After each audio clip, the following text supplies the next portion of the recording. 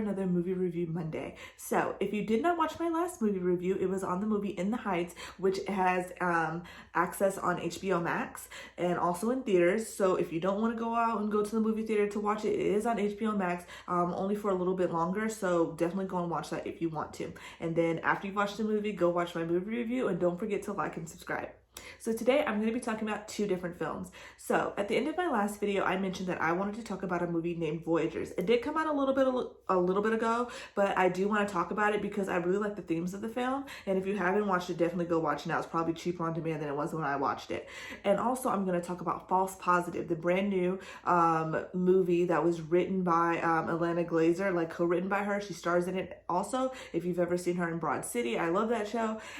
It was her movie. That was like a Hulu original, and it was really, really good, and I really liked it. So I'm going to talk about that one after I talk about Voyagers. So to get into the movies. So Voyagers has a really interesting plot line in the sense of it's like children or like young adults, teenagers. It doesn't really tell you how old they are, trying to find their way without any adult supervision. And I find this plot line to be extremely interesting because you see like the difference between like certain types of people and what they do in those situations, and the mentality of like groupthink and how powerful it is with peer pressure and everything else that goes on for young adults. Now, Voyagers really parlays into some real world issues that we talk about today. There are some deniers, but climate change is a real thing, with the depletion of the ozone layer, with, pollution, and, now we can't use plastic straws and stuff because it's been abused and, it's up a sea turtle's nose. I just feel as though it is something that we should have been taking seriously a lot longer ago. Right now, I don't think it's too far gone, but we are definitely going to have to be looking for other outlets or trying to do some type of mass change. If not, like it's just going to be an overall bad situation, especially for the next generations and generation to come. So it's pretty much talking about the earth has pretty much become like this, like a cesspool in a sense. It's uninhabitable almost. And so this team of like scientists have come together to genetically modify and create these, what I like to call test tube babies, through a means of IVF. And they take like some of the smartest and brightest people. They, I don't want to say breed them, but they take like their eggs and their sperm and they create babies. And, they created them in a lab, and so these are going to be the inhabitants on this new planet that they found that we're going to inhabit. So these kids are made, and for the first few years of life, they're on Earth, and then they board a spaceship with a man, and he takes them up into space. So now the journey is like 80 years. So the kids are probably not going to see the planet, and that's the whole thing of like, I think they said it would be like 3 generations on the spaceship, like when they get to the planet. And I found it to be really interesting. So Lily Rose Depp is in this. If you don't know who she is Johnny Depp's daughter. She does not have the acting chops of her father, and nepotism probably did help her get this role. But I think for the script and, for what talent she does have, I do think that she did a reasonable job.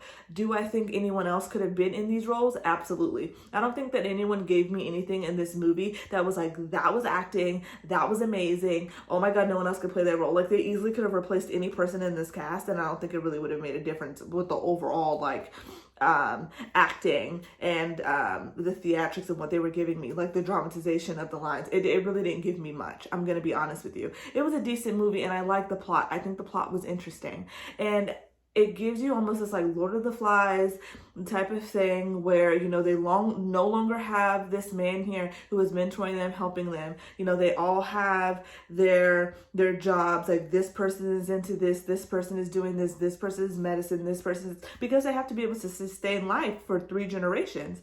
And it talks about how they're going to end up mating. It was like 10 boys, 10 girls. And so they're going to end up mating at the age of 24. And they give them this like blue liquid that like suppresses all their hormones, that makes them like, okay, this is what we need to do. Stay focused. And then one of the guys who's like into botany, I believe his name is Chris. Chris is like, it says that there's a toxin in in the sewage, essentially. It was like, it's coming from us. And he was like, what is the toxin? He was like, it's just a mistake, So he looks into the medicine. He's like, I think it's in the blue water, so they call it the blue. And so they were like, oh, well, we're going to stop taking it. And you see him and his friend, they kind of stop taking it. You see that their hormones are raging. You kind of see like how boys start to act in like middle school, that real like immature, rowdy, really just like kind of annoying. They start to have that. They become to over sexualize the girls, touching them, groping them, really inappropriate. And I think it also sheds light on a conversation that we need to have, because it's like nature versus nurture, and a conversation that people have about,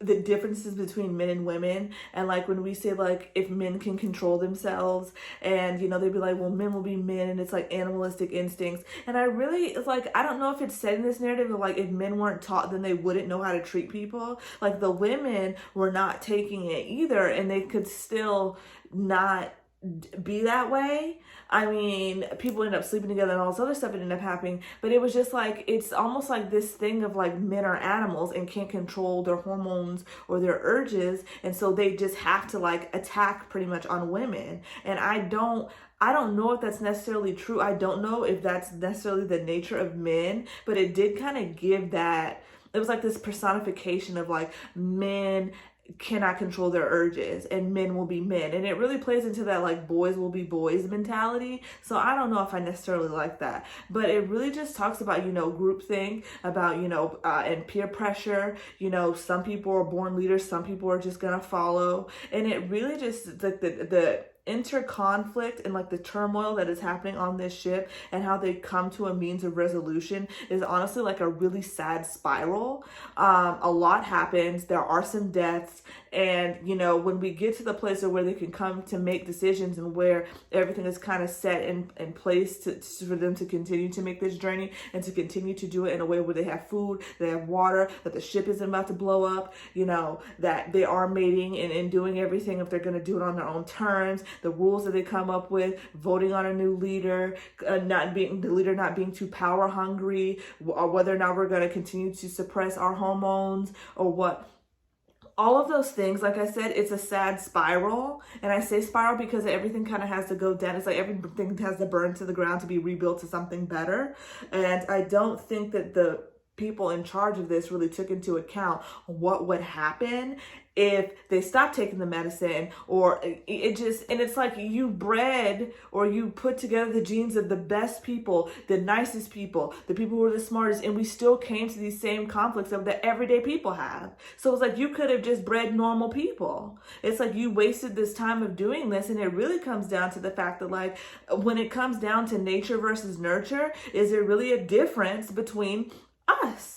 Are people just victims of their own circumstances? Or are we victims of, a capitalist society that puts certain people over others, victims of nepotism, victims of systemic racism, and, and generational inequalities that have put people in certain situations that were beyond their control? Because at this point, I watched this movie and I'm like, if this is the best of the brightest and we're having these issues, people don't know how to listen, they're going to follow and believe anything that anybody says, they're like sheeplings. What exactly was the point? And I know that wasn't like the basis of it. And I know you want like the best of the best, and people do this for like egg donors and all this other stuff. I just find it to be kind of crazy, because it's like, yeah, you inherit things and some things could be genetic, but I do think that if you raise people properly and you teach people, I feel like there's not a disconnect for that. Maybe that's just me. I'm not a psychology person. I took psychology. I understand the basics of psychology and sociology. I understand that. But I just feel like for the movie's sake and for society's sake, I think we place too much on, who are you related to? Who do you come from? And that doesn't mean that you're the best person, because some of these people were not the best people. So yeah. Like I said, they have to make decisions. They have to come together. They have to make some hard decisions. It is a sad spiral, but not to ruin it. But I think it's well-rounded at the end, and I think that it comes to a great end. I will say that Voyagers seemed like it would have been a really good mini-series. Like for 2 hours, it was kind of like, I think that would have been a really interesting like a mini-series, or like a limited series, or maybe like 1 or 2 seasons where we could like come to a full close. I just feel like the time was just like, I feel like it had been like, you know, like every week you're just like, ooh, what's gonna happen next? Ooh, what's gonna happen next? Like that would have been really interesting. But I thought it was an interesting concept. Like I said, I don't think any of the acting was like, you know, anything to like write home about, but it was interesting. So go watch that. I think it's on demand right now. It may even be a Redbox. When I watched this, it was on demand. It's like $20. If it's still $20, I'm gonna be honest with you. Don't spend $20 on it. If you can find it at Redbox for $1.99, that would be fantastic. Or, you know, wait for it to go on HBO or Stars or, you know, one of those other streaming platforms. Wait for someone to download it on YouTube. So the next movie that we are going to talk about is False Positive. So like I said, Alana Glazer, I really like her in Broad City. I like a lot of the work that she's done. And you probably know her if you've ever seen that the GIF or GIF, however you call it, of like, she's like, yes, queen. You probably seen that like that. She's really funny. I like her. And so this movie is pretty much talking about this woman who is essentially she's trying to get pregnant with her husband and she can't get pregnant. She's having issues. And so her character goes, like her husband is a doctor. He's a surgeon, I believe. And they go to this fertility clinic and she meets this man who like her husband, he like mentored her husband so she's able to get in. Apparently it's like a long wait list. When she ends up meeting some other women, she joins like a group of women who have like fertility issues. Sophia Bush is also in this film. And so she meets with the doctor, you know, she ends up, you know, going through one round of IVF, but she ends up getting pregnant. And, you know, she ends up getting pregnant with twin boys and like a girl. And she has to make the hard decision of like which one she wants to pick. She makes a decision. She ends up having some issues throughout her pregnancy, like feeling like hurting. She was bleeding. They would take her back. She makes a decision. They have to do this thing where they like terminate one because they were saying, you know, for a healthy pregnancy. The decision that she ends up making is not the decision that the doctor goes through with. And that is a thing of like, oh my goodness, like, you know, we're finding all these things out. And like I said, I don't want to give away too much, but there was a lot with this movie. And, you know, she said that she made to shed light on like issues that women have with like maternal care in this country. And I do think that when it comes to fertility, especially when it comes to certain doctors you're not listened to, and that is especially true for Black women, especially because Black women have like the highest maternal mortality rate in the country. I think it's Black and Indigenous women. And it's just like, you know, people are not listening to you when you're in pain. Like, you know your body more than anyone. And like, yeah, a doctor can say, hey, yeah, this may be this. But like, you know if you're hurt, like, you know if you're in pain. And unless you're like a severe hypochondriac, I just feel like you should still, and even if someone is, like, I feel like you should, even if you feel like you're wasting your time, whatever, like, as a doctor, you are trying to do the greater good. It is your job to make sure people are okay. And you never know when someone might actually be hurting. And so I really think it sheds a light on the fact of, like, this woman's being railroaded by her husband. Nobody's believing her. People are making her out to be crazy, which by the end, you're kind of like, was she crazy or was she driven to craziness? Like, it's a really, really interesting film. And, you know, both films really touch on this IVF thing and talking about like fertility and like the steps that people go in order to become pregnant, not necessarily in Voyagers, because they did do that to create these like designer babies. But then here, some people do this for the same thing, and like how some of these women like would talk about their kids, or like how they're going to be this, the fact that you could pick the sex of the baby. It was just like decisions that I just feel like, I don't want to say aren't normal for people to make, but it was just like, it was an interesting movie. I mean, these were all obviously very privileged women being portrayed in this film. Like I said, she was like in marketing, but her husband was like, you know, a very prominent doctor. She was going to this place that looked like it was probably thousands upon thousands of dollars to go to and to seek treatment. Probably not having to worry about healthcare, living in, you know, this high-rise apartment with this beautiful balcony and view in New York City. You know, going to these meetings with these other rich women who's like, I'm paralegal, but my husband is in-house counsel at you know, Goldman Sachs or whatever, you know, wherever. And it's like, obviously these are privileged women, and they do have the privilege of being able to go and have these fertility treatments done, something that a lot of women don't have. So, you know, I think it was it was an interesting story to be told. I didn't say a lot about it because I want you to go watch it, and it's really difficult to say something without giving away so much. Like after, like, it's like plot twist after plot twist after plot. It was just so much. And then the way the movie ended, like the last 10 seconds of the movie, you're just like, what did I just watch? Like, I literally had to rewind it and I was like, did I just hallucinate that? Like, it was just, the whole movie feels like a fever dream, but it was something that was really interesting, and I definitely think that everyone should go watch it. So that was False Positive. So yes, that one it's free on Hulu if you have Hulu. So you wouldn't have to pay for that one. But that is my movie review Monday for today. Thank you guys so much for watching this video. Don't forget to go watch my last video about In the Heights and check out my other videos that I have on this channel. Thank you guys so much for your support and your viewership. And I will see you guys in my next video. Bye!